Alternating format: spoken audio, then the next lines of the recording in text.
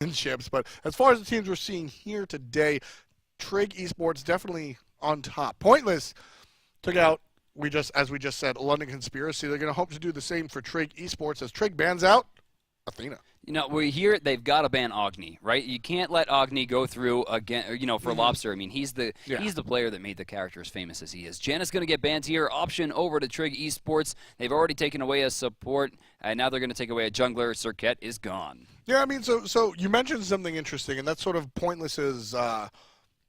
They sort of have a leg up on their competition unless Trig has really done their homework. You know that you want to ban Agni against Lobster. Right. What do you ban against Team Pointless? Honestly, I don't think anybody knows. And that's the entire point. You know, Fresh Time Z, Arn King, the Pikachu, Scritwin, Flurry Q. What do these players play? We really don't have a good idea. We saw Arn King play Hell last match. Is that something he does all the time? You know, we'll see.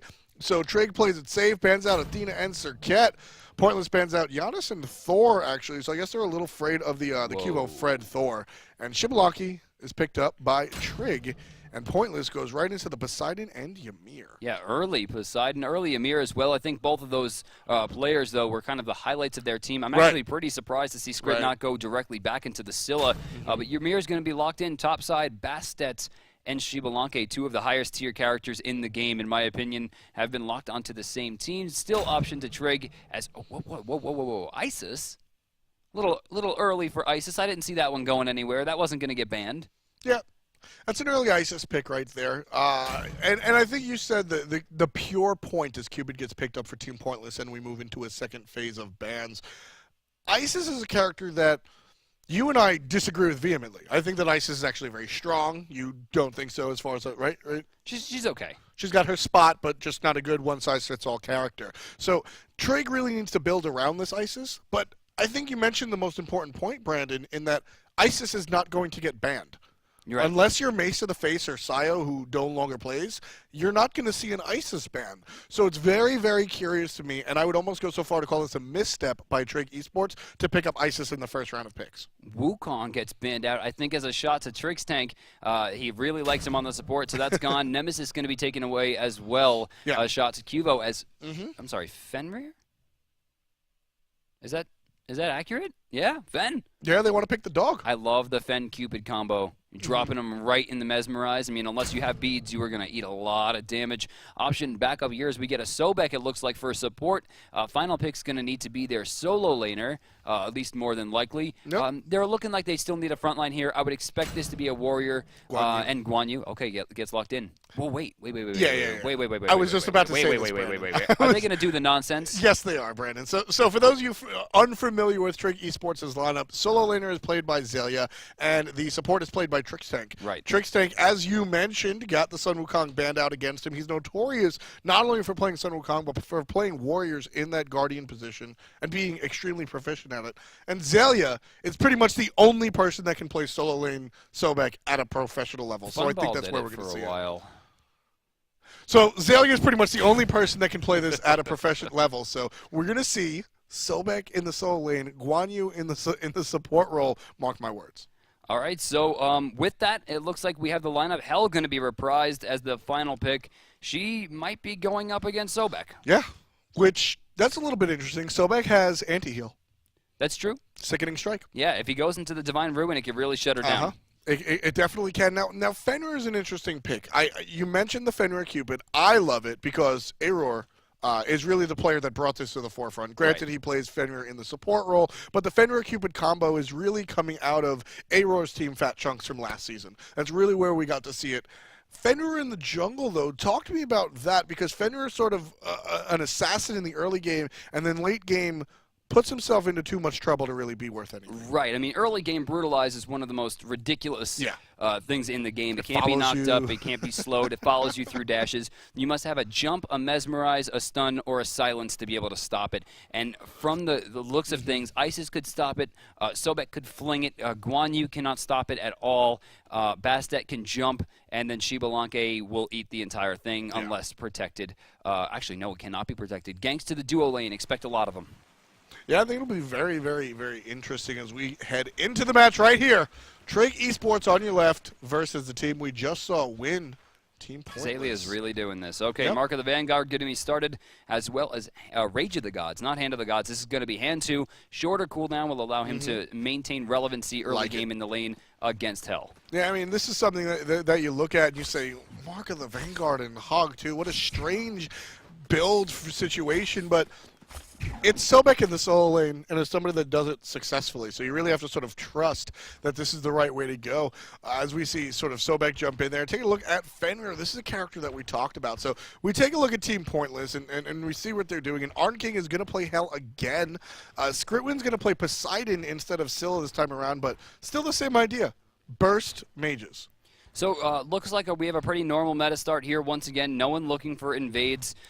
Mainly right now, I would say that's a good thing for Trig, considering their early game comp is not nearly as strong. Isis decent, Guan Yu decent, Shibalanke not wonderful, Bastet okay, and Sobek just usually plain terrible comparatively to Hell, who is one of the best level 1 gods, Fenrir one of the best, Ymir has multiple options, Cupid very strong with Heart Bomb, and then Whirlpool is a great space control. So I'm actually pretty surprised to see them not go for the invade option.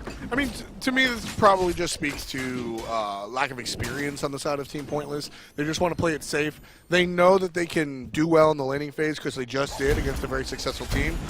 But do they know that they can win a level 1 fight? That's really not, you know, the first thing that teams sort of hit as they become more proficient together as a team. So probably just looking for the normalities right here, and Team Pointless makes their way into the solo lane along with their jungler, the Pikachu, on that Fenrir. Actually, check out Pikachu, already taking some damage there. He does get healed up a small amount. Cubo, though, foolishly jumps in. That could be a kill. Missed the Brutalize. How do you do that? There might be a kill here. No, healed up. Arn King gonna need one more shot. Repulse. No, not gonna need it. Unchained finds it.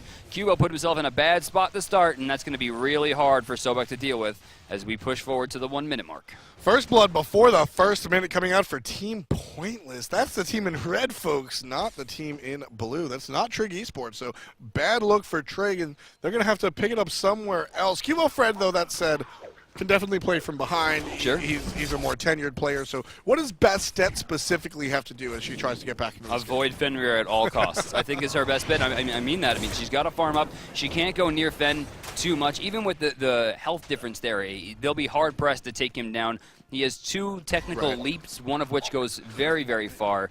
So I think it's her best bet just to split camps and keep her nose down until, you know, there's something to be found. So what you're saying right here is dogs are better than cats? For at least the first 9 minutes, expected. Dogs are always better than cats is all I hear right here, folks. So Fenrir's going to go ahead and walk out of there level 4. Well, from behind. That's a bunny. Bunnies are the best. Well, I mean, dogs just keep on winning. And the dog's going to find his way in the middle lane. Isis with the great push early game. That's really what you want to watch out for. Is this wing gust able just to provide so much, especially against a Poseidon who also has great push. So we're going to see an early point in this game where there's nothing going on in the mid lane. It's just people staring each other down. Now, something to note here is that Funball is playing Shibalanke here, and Funball is one of the players I think that is most notable in the world for having a very deep hunter god pool. Funball is extremely proficient with every hunter. So the meta as well. Yeah, the meta switch to like Chronos, Shibalanke, Uller, and Cupid doesn't hurt him. In fact, it probably helps if anything. Yeah, I completely agree with that. Funball definitely one of the more deeper players as far as God Pool is concerned, definitely making himself known and able to really show off his lower tier picks because now they're high tier picks. So that's definitely something he's going to be doing, already sending out those bolas in the left-hand lane. Now, Trick Tank on this Guan Yu, Brandon. Mid lane, we're going to crack it, and that's going to claim the life of Cubo Fred again. The Pikachu's so low, but Lobster not able to get the wing gust that far down at all. So that's 2 kills, and both of them onto Cubo Fred, Brandon. Bastet not having a good day. Not at all, especially a character you keep mentioning that Bastet, one of the more proficient level 5ers. Far. So that's going to, when she hits level 5, it'll unfortunately be a little bit behind. She actually did hit 5 now, but choosing very smartly not to take the cats. Mid lane, stun, doing some damage. Trix Tank helping to answer back, killing the Skritwig will do very well, but I think that one went to Trix as opposed to Isis there. Lobster not going to have that extra gold. Yeah, that's unfortunate, but Trix Tank make the right play for sure. Absolutely loved the single hit coming out from the Guan Yu, shortening the ultimate to really ensure that stun. Right here, Cubo Fred trying to make it back. He's waiting in the solo lane for Hell to be a little bit out of position. Hell's a great great matchup for Cubo Fred on this Bastet. Oh, speaking of Cubo So Fred, many he's slows. not in a great spot here. It looks like Pikachu will let it go. Right there, though, I think that Zaylee had a bit of a misplay. He took a lot of damage trying to hold that 25 gold off the tower. Yep. Had he let it in and just focused one of the archers down, he would have lost 7 gold from what he gained, but he would have gained about 250 health overall from it, maybe a little bit less, but he's forced back now. It looks like he's going to pick up full Shoes of Focus for extra cooldown reduction, so Divine Ruin on hold. Interesting choice right there not to see the gank go down in the solo lane. I would have liked to see Cubo jump in there before the rotation came out. I thought they could have been able to get something, but opting not to instead. Middle lane, both of them are going to be rotating over to the left-hand side, just taking a look at their individual vision. Both mid laners have wards out there, so they want to be careful. They want to be vigilant, and that's what they're looking for. So taking a look at the junglers, Fenrir still trying to make something happen right here in this middle lane, but not able to do so. Lobster, a little too smart for that. There are no beads currently on the side of Trig Esports against a level 7 Fenrir. That is a recipe for absolute and imminent death. Yeah, I mean, Fenrir has two things. This is it right here. This is guaranteed. Like, unless Isis gets some janky route through the jungle, she's getting gripped, and she's going down. Kraken going to be activated here. See you later, Lobster. You're not getting out of that one. Hopefully you come back with beads, or I'll see you in 90 seconds. Yeah, I mean, that's the power of Fenrir right there as he claims another life again onto Cubo Fred. 4 kills on for Pointless, and 3 of those being the jungler on the side of Trig Esports. And a 5-minute gold for you is not happening, bait. but a 5-minute bait is. Jump for the stun onto the Pikachu, but a bad stun coming out from Ymir, and that's going to be not good enough as Team Pointless slinks back into the jungle. But Fenrir, the Pikachu, so much setup. Right. I mean, this is what we should see. Exactly. He's brutalizing on people who can't get away from it. He's making sure he's dragging people into Krakens. Expect that with the beads pickup here, he's going to change his target. I'm expecting to see more ganks on the duo lane as they're going to start picking off Shibalanke. Right now, where's the Fields of Love? Why are they not going for this kill? This is guaranteed. Yeah, they're playing it. They're playing it Oh, safe. bad There it is, play. right there. Good stun into the ultimate. That's what he was waiting for. The 1-2 combo. Round and round the horse goes. Cubo Fred finally gets a kill onto him as well. Heart bomb onto Guan Yu. Is it enough? And it is from a distance. Happy New Year, buddy. Fresh Time Z gets the kill. No dumplings for Guan Yu. He's down. But we got some dumplings here. He's staying alive. Oh, unchained over the minions there. Manages to find another kill. Now remember, Fenrir is taking a lot of this gold. Endgame doesn't do super well, but if he can get this far ahead of Bastet, he's already 700 gold ahead. If they can look for an early gold, this will be big. I mean, I always talk about how much of a misconception it is to call Thanatos a character that falls off, and that's a much different conversation. But Fenrir sort of falls into that same category, Brandon, where he does fall off, but if he can get enough ahead like he is right now, it doesn't matter. It doesn't matter if you're ahead by 5 levels and 3,000 gold, a lot of that on one character. The Fenrir will fall off eventually, but if he's that much far ahead, he won't. That's right, exactly. I mean, if he gets into the late game before anyone else and goes into like an attack speed lifesteal build, it'll be impossible to kill. A little bit of tankiness, a little bit of lifesteal with something like Aussie or even Bloodforge. You know what I would really like to see? We have a Fenrir, right? We have a Cupid. Right. I would like to see Soul Eater. Oh, I love it. I love it. So see, item. Soul Eater is an item that people always talk about. Why haven't they removed? Soul Eater is a good item just with awkward stats. Right. Made for Naja. Made for Fenrir. Exactly. These characters that jump in and miss, unfortunately. Speaking of jumping in, right? Can't hit them all, folks. And that Fenrir is going to make his first mistake of the game. The Pikachu is level 10, though, above the enemy jungler. Level 8, it looks like. So Cubo Fred needing a little bit of help right there. But, you know, Fenrir is the character that we were talking about. Soul Eater is an item that gives you health, lifesteal, attacks. That's everything that a bruiser fighter really wants. Plus an aura. Exactly. You're looking at like 25% lifesteal, 10 power, 300 health, and 10% attack speed. As a character like Fenrir, who also does very well with Seething Howl, attack speed's going to affect that greatly. The amount of lifesteal that he would gain just from those two things is enough to make him box out almost anyone in the game. Yeah, I mean, and that thought process, the thought process of going basic attack Fenrir actually I think the first time we saw that in professional play comes from a North American player that's not very good. Yeah. Oh, hey, no, hey, not hey, very hey. good as far as the team situation is concerned. Wolfie's a character. Wolfie's a player over the North American scene that really does a lot. Hasn't been able to find his stride in the right team just yet, but these are the things that he brings to the table. And this lifesteal, almost sometimes crit Fenrir build is transitioned into the late game. These are the things he brings to the table, and you see the ripples it makes. We've got Team Pointless, an up-and-coming team from Europe, taking that into account. Did you see what happened there with Fenrir? He missed the brutalize there directly after the jump. He's going to be throwing himself back to the base there to buy up again. Jotun's Wrath already on cooldown comparatively to Bastet, who is likely building into Transcendence second for the extra burst. Doomorb online as well for Isis. Has a lot of burst damage herself, but could be in some trouble as she has very little defense. Yeah, that Doomorb is a little bit curious. Doomorb on Poseidon as well. Only 2 stacks to 48 though. You know, I really like this item. I think that the math somewhere dictates, comparatively to Book of Thoth, cost effectiveness is like 7 stacks. Yeah. I mean, it's really a strong item in the current meta. The issue is that, yes, you can lose your stacks, and playing it from behind isn't great, but I think Poseidon was right on the money to build it here. Yeah, Doomorb essentially needs 7 stacks in order for it to just be good enough, and 13 stacks for it to be better than anything you could buy with the gold you would get by selling it, because it's 1,900 gold. No, it's cheaper now. It's like 17 something. I thought. That's even more ridiculous. Yeah, it's a crazy good item. It's just so incredibly cheap, and you can get those stacks on so early.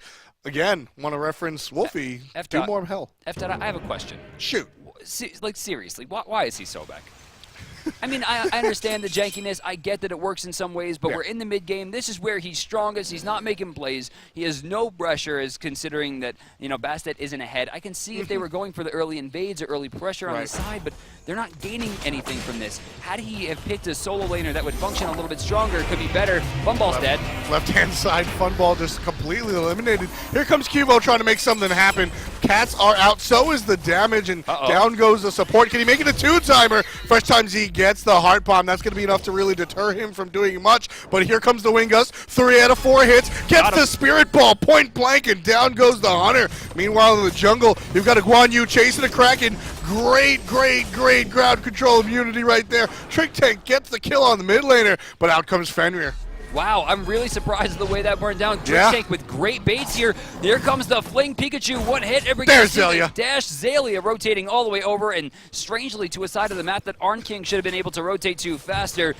Looks like Trig Esports not out just yet. Still down 1,500 gold thanks to that Gold Fury, but the experience difference is only 400 and has been close to normalized. Hey, Brandon, what question did you just pose to me less than a minute ago? He could have did that with Tyr. He could have did that with Hercules. He could have blinked at 180 and yeah, okay. He could have did it with Osiris. No, but here, actually, this is a really cool point, in my opinion, because I think that solo lane Sobek makes 0 sense. I don't think that he gets strong with a lot of farm. I don't think he impacts the game in the late game the way some of the other characters can do it. His front lane isn't that strong. Exactly, but here's the thing.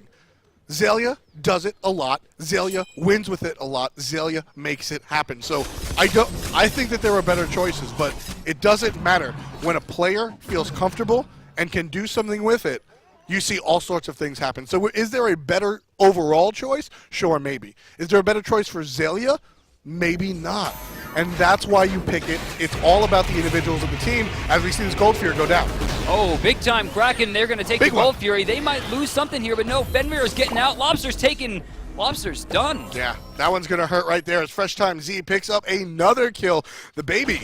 This time it's Cupid, not Vamana. 411 is the slash line, and we'll give you the info on the teams. 3,200 gold on the way of the red side team, 1,500 experience, 9-6 read the kills as well, and we're just under 13 minutes in this contest, so Team Pointless again leading a team that the favorites arguably are on the losing side. That's right. I mean, they're dominating this game, 3,200 gold deep at this stage, and honestly, they don't show any signs of slowing. In fact, it's quite the opposite. With Funball being 0 kills right now compared to Cupid at 4, the gold difference is massive at 1,000. Take a look at Guan Yu here, trying to keep pace. He's level 11 to 12, but again, down about 400 gold. Mid lane, we see about a 400 gold difference as well, but here's where things start to get a little bit crazier. 800 gold here for Fenrir over Bastet. Now, like you said, Fenrir doesn't do well in the endgame, but either does Bastet. I mean, Bastet is not a character that functions super well at level 20 unless she is the only level 20. In this case, Fenrir is going to be a lot more useful in the later stages of the game than Cubo Fred will. And then finally, I'm thinking that Zalia's strengths are the same as his weaknesses here, and that's going to be his god pool. He's choosing to play a god in this role to maybe jank out his opponents, and it's not working. Sure, he's a level ahead, but in the end game, Inspire's going to do a lot more than Sickening Strike. It definitely will. And like I said, it's all about the player comfort. So Zalia, I've seen Zalia do it. You've seen Zalia do it. Zalia can definitely make it happen with that Sobek pick, but it's definitely a curious choice. Now, this Fenrir, as you said, Bastet at level 20 is able to get in and get out. Jump in, put a bleed on, jump out. Fenrir can't really do that. But again, with the nod to Wolfie from the North American side of things, if you go this lifesteal build into the end game, if you go this maybe even a Deathbringer build as we go into the end game, right now we have exactly what we want to see. Damage boots, Jones Wrath into a defensive item, most likely a Magi's Blessing because of the nature of the character. And there he is right now, one more time, setting up the Kraken, and that time the kill's going to go to the big wolf. And the dog takes the kill. The Pikachu with one more on the side of his kill slash line, not going to chase Trix Tank under that tower. But as we see this build transgress in the late game, Brandon, you get some lifesteal and some crit. That might be the trick, and Wolfie's going to be at home giving himself a high five, saying, "Look at the new guys taking my builds." That's right. Now, like you said, it could be Magi's. I think what I would like to see here is Spirit Robe. I mean, he doesn't really need it. He already has beads, right? So the Magi's not going to be super effective. He has CC immunity as well, and if he manages to get hit with a hard CC during Ragnarok, it's going to get wasted. So I would like to see a Spirit Robe that would actually maybe overcap him by 5%, but the amount of damage reduction it's going to give would be big. I also wouldn't mind seeing a Hide of the Urchin. Yeah, the Heart of the Urchin is usually the way I like to go. Taking a look at this team, Brandon. Zalia, no hard CC. Cuvo Fred, no hard CC. Lobster, hard CC, but he's going to want to use it for damage most of the time. Trix Tank, hard CC on the Initiate. Funball, no hard CC. So with only 2 hard CCs on the enemy team, Spirit Robe is usually my go-to item, but for this particular team, because there's not enough CC, I want to see the Urchin. Fair point. Urchin, definitely the most viable, and to the same point of the Magi's, if he builds Magi's into that little hard CC, exactly, and when he already has beads, maybe then I would have liked to see the Magi's Blessing and not the beads. Maybe see a Creeping Curse, or something similar. Lobster in some trouble there. That protection circle, you must be inside of it for it to protect you. And I mean that's pretty much what the Pikachu has been doing. And really, I want you to think, because Brandon, you've been in the scene for a long time as this mid tower undoubtedly goes down. That'll be the first structure of the game, folks. 16 minutes in, and Team Pointless takes out Trig Esports mid lane tower. When was the last time a jungle Fenrir actually impacted a game in professional level? Jungle, hard to say. Exactly. We see a lot solo. Solo, Divios, he really almost won that game in regionals. It was pretty incredible. Zalia's in some trouble here, stuck in a whirlpool, taking some damage in the back line. Trix Tank trying to answer back as Cats are going to chase down Flurry Q. Unchained and unbound, we see Fenrir having no issue whatsoever, taking down another kill. Zalia is going to be blocked out. Cubo Fred's in a real bad spot, and he's going to hold this damage. He still has a few more seconds, and there goes the Brutalize. Another kill for Pikachu. Yeah, just being chased by 4 members in red right there, and half HP on Fenrir, and a little bit less than that onto the support Ymir Flurry Q, but it looks like they're going to go anyway. Between Hell and Fenrir, the Hell heal and the damage coming out from Fenrir level 16, it might just be enough. Using all the abilities on this Fire Giant, they're going to go ahead, folks, and they're going to pick it up. Team Pointless, 17 minutes into this match, pick up the Fire Giant. That is 5 members with the orange belt walking around the map, and this is going to be an interesting situation. I want to see where they go this early with this Fire Giant buff and this lead. They're leading by about 3, 5, 6,000 gold. I want to see where they turn their sights. Do they go solo lane, or do they go back to the mid lane?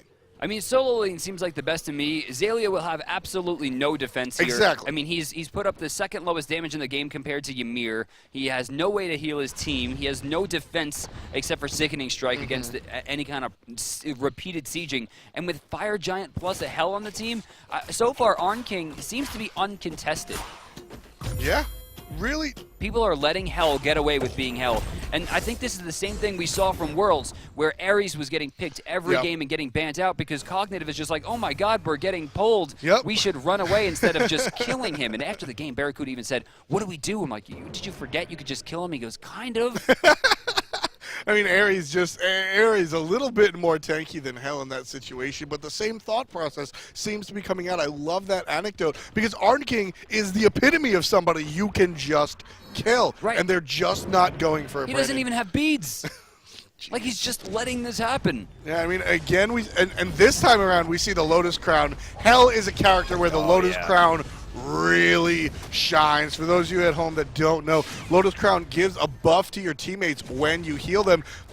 20 physical protection and 20 magical protection for 5 seconds every time you heal. That's an absurd amount of healing. And right here, the enemy team needs a little bit of it. Skritwin takes out Funballer on the backside. The Pikachu gets a kill, as well does Cubo Fred. So right now we're looking at a 2-on-1 right here. Oh my God. Fresh Time Z gets it from a distance. Great accuracy. 3 down for the side of Trig Esports as they push onto the Phoenix. The Pikachu gets one more kill onto the Crocodile. Zalia's going to fall down one more time. Trixank, the only one alive, and they're going to push this left-hand Phoenix with 20-plus seconds with everybody on the team but the Guardian. That is a dead bird. This should be GG. They need to push in right now and end this. They cannot give Trig an answer. They're going for it, Brandon. You've asked for it for 3 matches in a row, and they are not going to take the passive route this time. They're going to head in there right now. 50%. 50%, 30, it's even lower. Trixank gets a kill onto the Pikachu. That's going to be a real big hit to the amount of damage. 25. But it doesn't matter. It don't matter. 15. Funball takes some, and it's not enough. Oh, 10%. It's sitting at 10. They can't reset it here. It's not enough. They didn't focus it. They were going for kills. Too much damage on the Funball. Fast Time's going to go down as well. You know, they were looking for the kills there. They were trying to be fancy, and at 9%, it resets back up to 24. But honestly, the damage has been done. They can wipe all they want. Yeah. They could walk into that base and look at that Titan the wrong way, and it's going down. So we've seen it. You've asked for it, and you got it. No, that didn't count. That's why you just don't go in there, Brandon. That's why you take out the Phoenixes, Brandon. Attacking Guan Yu.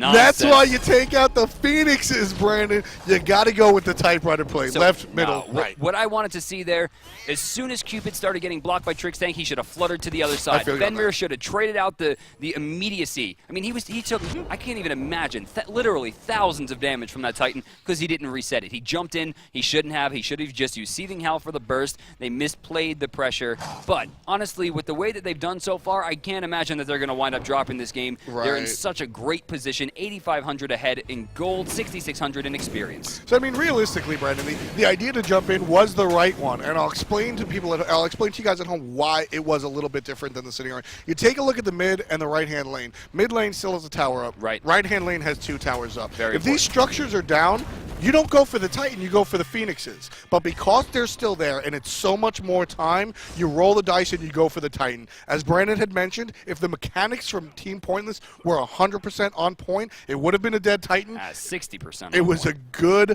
good decision because of the amount of structures in their way. That's the difference between the reasoning of going right for the Titan versus hitting up some extra Phoenixes. Well, they take 2 more structures down, and that's going to do a big thing for their goal, putting them over 10K in the lead now as Fire Giant primes himself for a return about 30 seconds away now. He does get ready a little bit faster than the Gold Fury, which is important, I think. He doesn't have to clean up his pores. Yeah, man. They got to get ready. Middle lane, good blink coming out from Flurry Q. Only one frozen, though, and it's Funball in the back. Trixank going very fast on that horse. Well, Cubo, Fred, and Zalia trying to provide damage up front, but Zalia, he gets a kill, but his entire life pool is taken away by Fresh Time Z. Kill credit goes the other way. Funballer takes out Flurry Q, so it's 2 dead for Trig, 2 dead for Team Pointless. This could be a big play for the team in blue. Circle of Protection not going to protect enough, as the Brutalize plus Fresh Time auto attack's going to do more than enough to clean that one up. Honestly, I would be very upset with the way things went if I was Flurry Q there, blocking out 2 of the biggest damage dealers and only getting 3 kills off of that for that long. Still, they managed to make it work. Pikachu doing beautifully this game. I'm taking a look at the damage charts here, and while he's not on top, I think he's playing Fenrir beautifully. 11,000 damage, closer to 12. Behind Bastet, curiously enough, but Cupid doing more than his share of the work, getting close to 16K. Yeah, I mean, a lot of the damage on the Fenrir could be attributed, a lot of the damage on the Poseidon could be attributed to Fenrir. Funball just being taken out completely by the enemy hunter, Fresh Time Z. This is it. And the Titan, right, one more time, as we mentioned, was already low, and they're going to go ahead and put it in and take it out and finish it right there. Can we, ladies and gentlemen. Let's take a moment here and just respect the fact that